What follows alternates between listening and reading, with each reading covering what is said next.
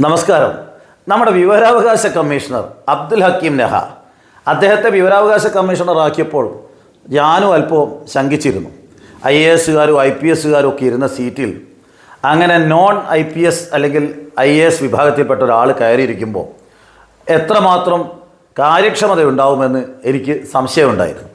പക്ഷെ അദ്ദേഹം ഇപ്പോൾ സർക്കാർ ജീവനക്കാർക്ക് എല്ലാവർക്കുമല്ല, അഴിമതി കാണിക്കുന്ന ഉദ്യോഗസ്ഥർക്ക് ഒരു 8ൻ്റെ പണി കൊടുത്തിരിക്കുകയാണ്. അദ്ദേഹം പബ്ലിക് റെക്കോർഡ്സ് ആക്ട്, അത് കേന്ദ്ര ഗവൺമെൻറ്റിൽ മാത്രമാണ് നേരത്തെ ഉണ്ടായിരുന്നത്, നമ്മുടെ സംസ്ഥാനത്ത് ആ നിയമം ഇല്ലായിരുന്നു. അപ്പോൾ അതുകൊണ്ട് കേന്ദ്ര ഗവൺമെൻറ്റിൻ്റെ ഏതെങ്കിലും ഫയൽ നഷ്ടപ്പെട്ടാൽ അവർക്ക് 5 മുതൽ 7 വർഷം വരെ തടവ് കിട്ടിയിരുന്നു. കാരണം അഴിമതിയുമായി ബന്ധപ്പെട്ട ഫയൽ ഇവരങ്ങ് മുക്കിക്കളയുമായിരുന്നു പണ്ടൊക്കെ. ഒന്നുകിൽ നഷ്ടപ്പെടുത്തും, കാണുന്നില്ല എന്ന് പറയും.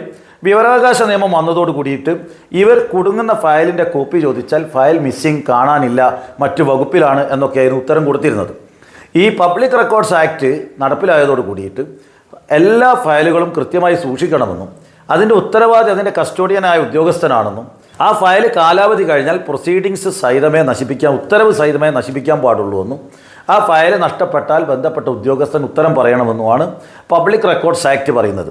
അപ്പോൾ അത് കേരളത്തിലില്ലാത്തത് കൊണ്ട് ഇവിടുത്തെ കള്ളന്മാരായ കുറേ അഴിമതിക്കാരായ ഉദ്യോഗസ്ഥന്മാർ ഇത്തരം വിവരാവകാശ ചോദ്യം വരുമ്പോൾ ഫയൽ കാണാനില്ല, സെക്ഷനിലില്ല, മറ്റ് വകുപ്പുകളിലേക്ക് പോയതാണെന്നൊക്കെ പറഞ്ഞ് തടി തപ്പുമായിരുന്നു.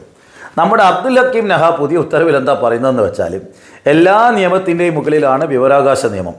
ആ വിവരാവകാശ നിയമം identical to public records act എന്ന് അതിൽ പറയുന്നുണ്ട്. അപ്പോൾ പബ്ലിക് റെക്കോർഡ്സ് ആക്ടിലെ എല്ലാ വകുപ്പുകളും ഇതിന് ഐഡൻറ്റിക്കലാണ് എന്ന് പറഞ്ഞാൽ പിന്നെ അത് ഇതിന് ബാധകമാണെന്ന് അദ്ദേഹം സ്ഥാപിച്ചു. മാത്രമല്ല സുപ്രീം കോടതിയുടെ വിധിയുമുണ്ട്.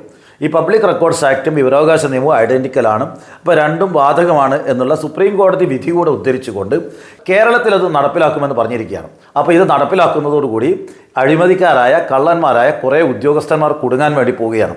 ഇനി ഫയൽ കാണാനില്ല, ഫയൽ തിരയുന്നു, നോക്കുന്നു, മണപ്പിക്കുന്നു എന്നൊക്കെ പറയുന്ന ഉത്തരം അവസാനിപ്പിക്കാറായി. ഇല്ലെങ്കിൽ പണി കിട്ടും, ജയിലിലേക്ക് പോകേണ്ടി വരും, നിങ്ങൾക്ക് തടവ് കിട്ടും, ക്രിമിനൽ കുറ്റമായിട്ട് മാറും, 5-6 വർഷം ജയിലിൽ കിടക്കേണ്ട അവസ്ഥ വരും. അതുകൊണ്ട് ഇത്തരക്കാരുടെ മൂക്കിന് പിടിച്ച വിവരാവകാശ കമ്മീഷണർ അബ്ദുൽ ഹക്കീം നഹക്ക് ഒരു ബിഗ് സല്യൂട്ട്. നന്ദി, നമസ്കാരം.